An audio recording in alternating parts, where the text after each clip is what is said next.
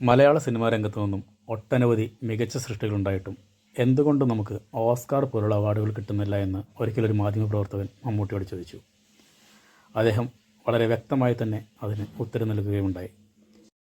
അപ്പോൾ ശ്രീകുമാരൻ നമ്പി തന്നെ പറഞ്ഞു, നമുക്ക് ഏറ്റവും ഒരു രാജ്യാന്തര തലത്തിലേക്ക് ഉയർന്ന തരത്തിലുള്ള അഭിനയമാണ് കാഴ്ചവെച്ചിരിക്കുന്നതെന്നൊക്കെ പറഞ്ഞു.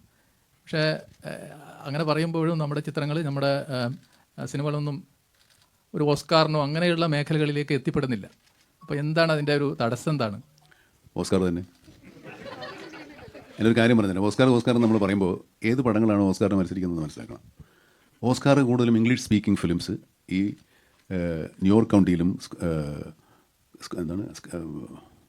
ലോസ് ഏഞ്ചലസ് കൗണ്ടിയിലും ഒക്കെ റിലീസ് ചെയ്യണം തിയേറ്ററിൽ. കുറഞ്ഞത് 2 ആഴ്ചയെങ്കിലും അവിടെ ഓടണം. 6000 മെമ്പർമാരിൽ കുറേ പേരെങ്കിലും കണ്ടിരിക്കണം. അവർ നോമിനേറ്റ് ചെയ്യുന്ന സിനിമകൾക്കാണ് ഈ അവാർഡുകൾ വരുന്നത്. നമുക്ക് മത്സരിക്കാവുന്ന ഒരു കാറ്റഗറിയിൽ ഇന്ത്യയിൽ നിന്നുള്ള എല്ലാ ഭാഷകളിലും പോകും. ലോകത്ത് ഇംഗ്ലീഷ് ഒഴിയുള്ള എല്ലാ ഭാഷകളിലും മത്സരിക്കുന്ന ഒരേ ഒരു കാറ്റഗറി ഉള്ളൂ, ദി ബെസ്റ്റ് ഫോറിൻ ഫിലിം. പക്ഷേ ഫോറിൻ ഫിലിം ജനറൽ കാറ്റഗറിയിൽ കൺസിഡർ ചെയ്ത ഒരുപാട് സംഭവങ്ങളുണ്ടായിട്ടുണ്ട്. അതായത് ഏറ്റവും പഴയ ഓർമ്മയിൽ ഉള്ളത് ലൈഫ് ഈസ് ബ്യൂട്ടിഫുൾ എന്ന് പറഞ്ഞ സിനിമ. ആ സിനിമയ്ക്ക് ഓസ്കാർ അവാർഡ്, അത് ഇറ്റാലിയൻ ഫിലിമാണ്. അതിന് ബെസ്റ്റ് ആക്ടർക്കും കിട്ടിയിട്ടുണ്ട്, ബെസ്റ്റ് ഫിലിമിനും ഉണ്ട്. അപ്പോൾ നമ്മൾ അത്രത്തോളം അവരിലെ അമേരിക്കയിലെ ഒരു ബേസ് എന്ന് പറയുന്നത് കൂടുതലും ഇറ്റാലിയൻ ആൾക്കാർ അവിടെ ഒരുപാട് പേരുണ്ട് ഈ സിനിമയിൽ തന്നെ. അപ്പോൾ അങ്ങനെയൊക്കെ ഒരു അവസരങ്ങൾ നമ്മൾ അതിനെപ്പറ്റി ചർച്ച ചെയ്യേണ്ട ഒരു കാര്യമാണ്. നമ്മൾ ഇന്നലെ ഓസ്കാർ എന്ന് പറയുന്നത് നമ്മൾ ഒറ്റ കാറ്റഗറി നമ്മൾ കമ്പീറ്റ് ചെയ്യുന്നത്. അപ്പോൾ ഇന്ത്യയിൽ ഉണ്ടാക്കുന്ന ഇവിടെ നിന്ന് എല്ലാവരും കൂടെ തിരഞ്ഞെടുക്കും, ഒരു സിനിമ വിടും അല്ലെങ്കിൽ 2 സിനിമ വിടും. അവിടെ അത് കണ്ടു, അതിന് പങ്കെടുത്ത് വന്നൊരു സർട്ടിഫിക്കറ്റ് നമുക്ക് കിട്ടും.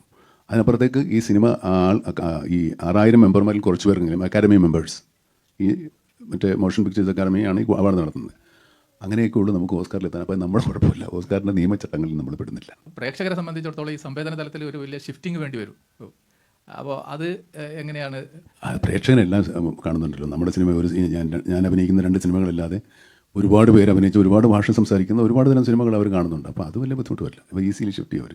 ഇപ്പോൾ മോർണിംഗ് ഷോയും ഈ നൂൺ ഷോയും നൈറ്റ് ഷോയും ഒക്കെ ഓരോ തിയേറ്ററിൽ തന്നെ പല ഭാഷകളിൽ പല പടങ്ങളാണ് കളിക്കുന്നത്. ചിലപ്പോൾ അതെല്ലാം കാണുന്ന ആൾക്കാരുണ്ട് ഒരു ദിവസം സൗകര്യം കിട്ടുമ്പോൾ. നമുക്കൊക്കെ അങ്ങനെ എളുപ്പം സാധിക്കും. മനുഷ്യന് ഇപ്പോൾ ആളുകളെ പരിചയപ്പെട്ട് സംസാരിക്കുന്ന പോലെ.